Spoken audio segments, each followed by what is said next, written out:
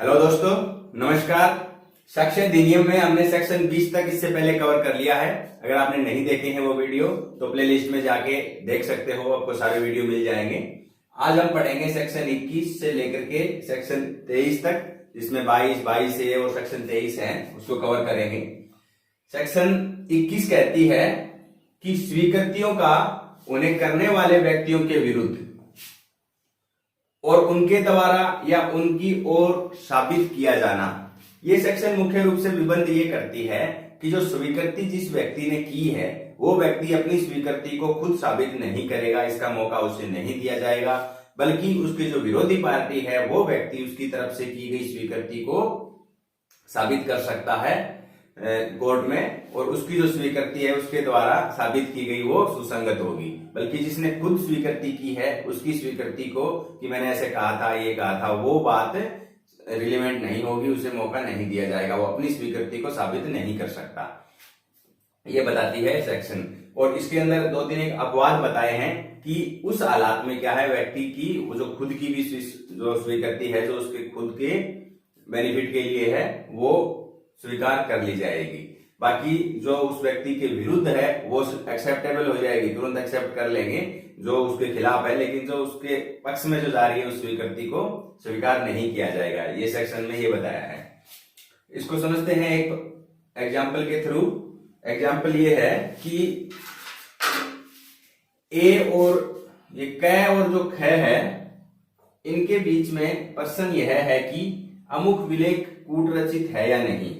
अब मामला ये है कि कोई विलेख है, कोई जिसके बारे में उनके बीच में मुद्दा चल रहा है। इसमें कह रहा है कि वो कूट रचित नहीं है बल्कि वो असली है, और जो ख है वो कह रहा है कि वो कूट रचित है। ये मुद्दा है कोर्ट के सामने।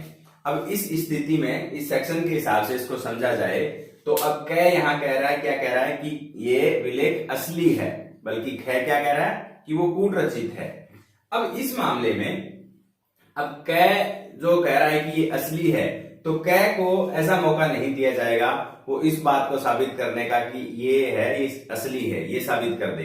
इस प्रकार की कोई स्वीकृति है, वो स्वीकृति एक्सेप्टेबल नहीं है इस सेक्शन के अंदर। और ख का कूटरचित कहना, उससे संबंधित भी स्वीकृति इसमें एक्सेप्टेड नहीं की जाएगी, बल्कि उसके जो विरुद्ध है वो की जाएगी। इसमें कौन क्या कर सकता है? इसके अंदर अगर कै ने कहा था कि ये असली है, बल्कि कहीं पे भी अगर स्वीकार इसने किया हो कहने कि ये कूट रचित है, ये उसके विरुद्ध जा रही है ना, क्योंकि ये तो चाह रहा है कि ये असली हो। बल्कि अगर इसने कहीं कहा हो कि ये कूट रचित है, ये वाली जो बात है वो साबित कर सकता है ख, क्योंकि ये इसके विरुद्ध जा रही है, उस चीज को कर सकता है, इसके उल्ट जो है। बल्कि अगर ख ने कहीं असली के लिए एक्सेप्ट किया हो, अगर ख ने कहीं कहा हो कि वो असली है, तो उसकी बात को कै साबित कर सकता है। तो ये समझ में आ गया होगा तुम्हें कि किस प्रकार मामला इसमें बनता है कि जिसके हित के खिलाफ जो व्यक्ति जैसा कह रहा है उसके खिलाफ अगर जो स्वीकृति है उसको एक्सेप्ट किया जाता है, बल्कि जो उसी के पक्ष में जो बात कर रहा है वो एक्सेप्ट नहीं की जाएगी इस सेक्शन के अंदर। और कुछ एक इसमें दो तीन हालात बताई हैं। उस हालात में बस इतना बताया गया है कि इसमें जो उसके जो पक्ष में भी अगर जो बात कर रही है तो वो रिलेवेंट मान ली जाएगी, वो ग्राह कर ली जाएगी। तो इसमें पहली हालात बताई गई है कि यदि जिस व्यक्ति ने ये कथन किया था, ये जो स्वीकृति की थी, वो व्यक्ति यदि मर जाता तो वो उसका कथन क्या हो जाता कि उसका मृत्युकालीन कथन हो जाता। अब मृत्युकालीन कथन को एक्सेप्ट किया जाता है। सेक्शन 32 में हम आगे पढ़ेंगे मृत्युकालीन के कथन के बारे में डिटेल में। तो उस बात में उसकी जो स्वीकृति है, चाहे वो उसके पक्ष में हो चाहे विपक्ष में हो, वो स्वीकार कर ली जाएगी। इसका एक एग्जांपल लेते हैं।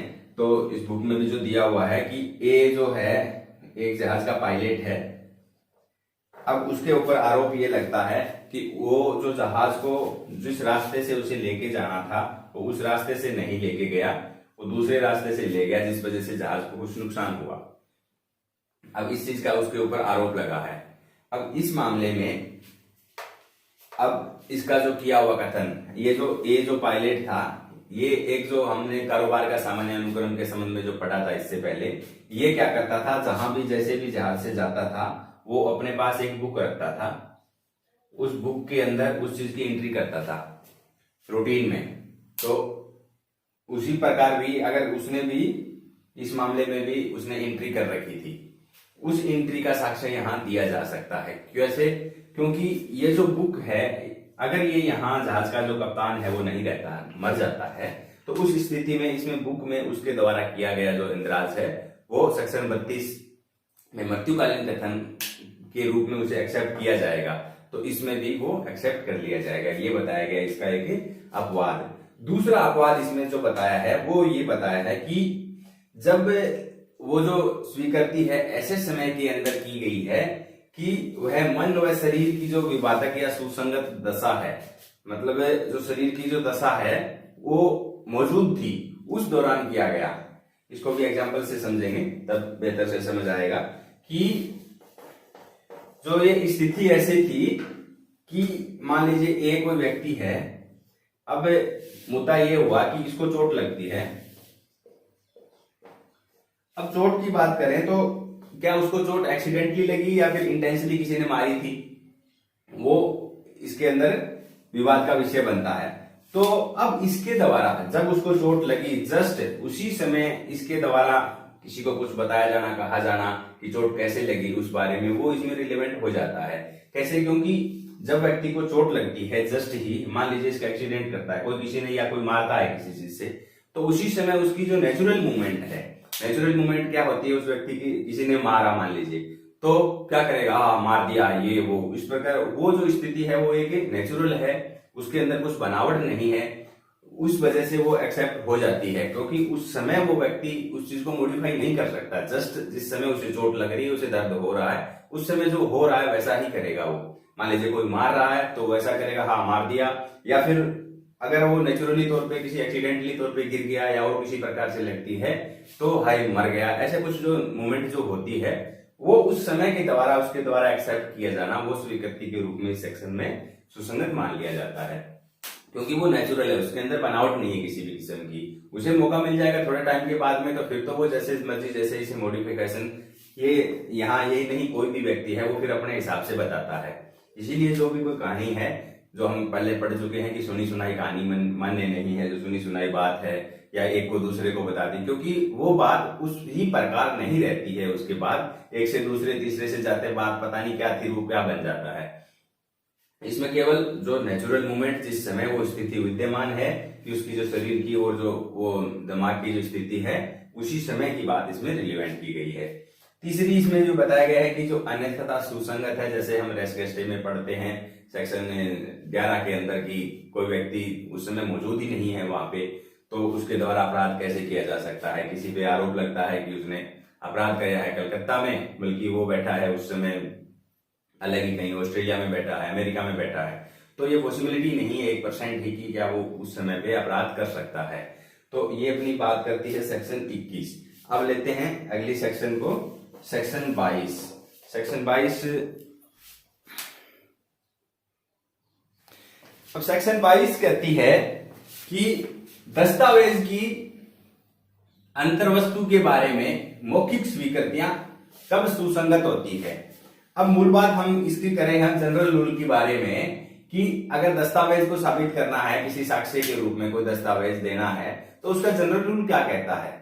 जनरल रूल यही कहता है कि आपको अगर किसी दस्तावेज का साक्ष्य देना है तो आप ओरिजिनल दस्तावेज को लेके आइए और उसी के द्वारा साबित किया जाएगा। ये चीज हम आगे एविडेंस एक्ट की जो आगे जो सेक्शन है उसके अंदर पढ़ेंगे।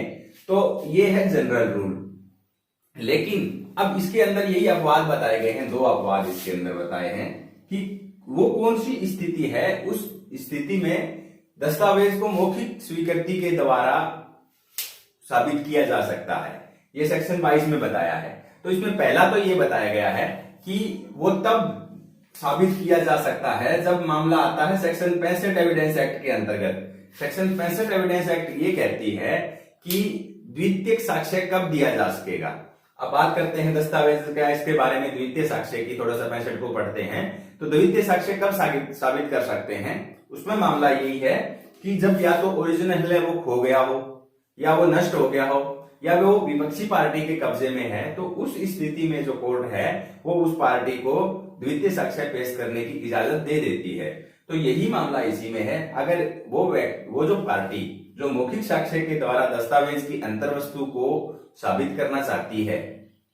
अब वो जो पार्टी अगर एलिजिबल है, हकदार है 65 के अनुसार द्वितीय साक्ष्य पेश करने की, तो ही वो मौखिक साक्ष्य के द्वारा दस्तावेज को की अंतर वस्तु को क्या है साबित कर सकती है, वो सुसंगत होगा, नहीं तो नहीं। ये एक तो पहली बात। दूसरी बात इसमें ये बताई गई है कि जब मामला यही प्रसंगत यही हो रहा है कि क्या वो दस्तावेज ही असली है या नकली है, अब दस्तावेज पे ही प्रश्न उठा हुआ है, तो उस मामले में मौखिक साक्ष्य सुसंगत हो जाएगा। उस व्यक्ति का, जिस व्यक्ति ने या तो वो दस्तावेज देखा था या उस व्यक्ति ने उसको रचा था, उस व्यक्ति के द्वारा जो मौखिक रूप में जो कही गई जो बात है वो रिलेवेंट हो जाएगी।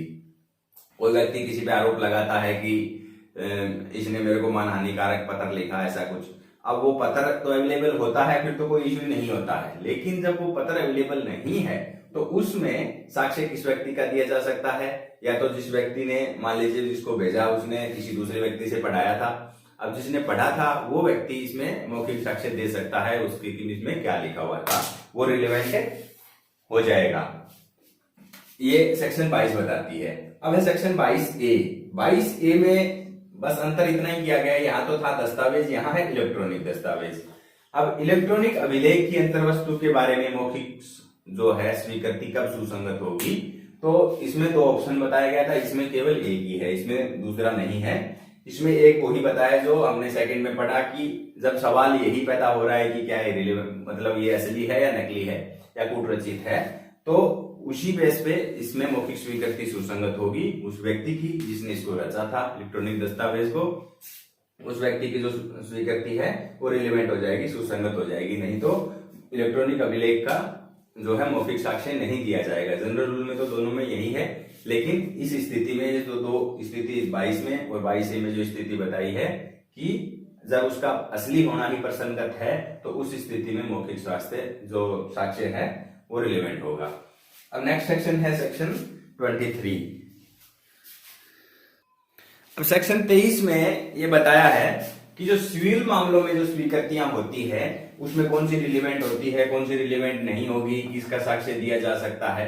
जनरल तौर पे मामला क्या है, सिविल मामलों में क्या है कि कोर्ट इस चीज को ज्यादा नहीं बढ़ाना चाहता, इस वजह से अगर कुछ मामला सॉर्ट आउट हो रहा है दोनों पक्षकारों की आपसी सहमति से, आपस में बातचीत से, तो कोर्ट भी चाहती है कि इस चीजों को आगे ना बढ़ाया जाए। तो इसके अंदर जो कंडीशन ये लगाई गई है कि अगर सहमति का प्रश्न उठता है, मान लीजिए किसी 2 व्यक्तियों के बीच में विवाद है, ए और बी है, इनके विवाद बीच में क्या है, सीमा की वजह से विवाद है, खेत के बीच में जो जगह है इसमें कि भाई सीमा कहाँ पे है, ये मान ले कह रहा है यहाँ है, ये यहाँ कह रहा है।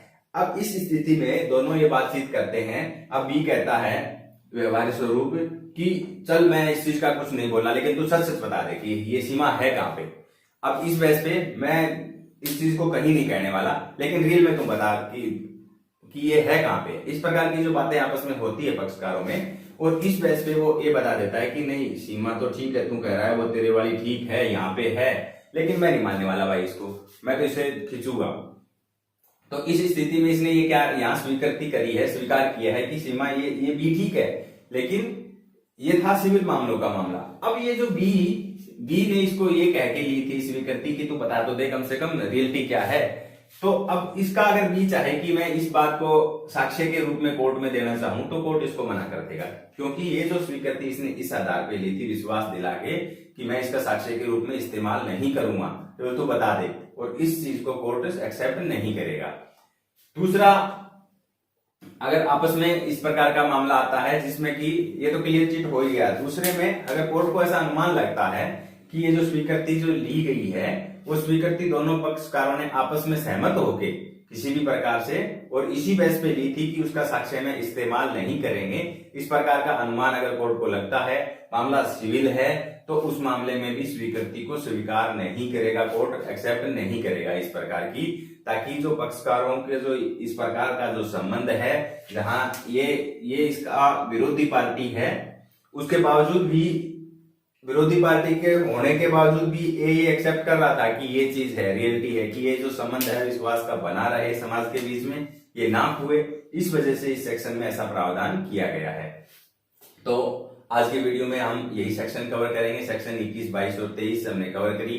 उम्मीद करूंगा कि आपको मेरे बताने से बेहतर से कुछ समझ में आई होगी, फिर भी कोई दिक्कत रही हो तो मुझे कमेंट कीजिए, मैं प्रयास करूंगा कि आपको बेहतर से बता सकूं। मिलते हैं नेक्स्ट वीडियो के साथ।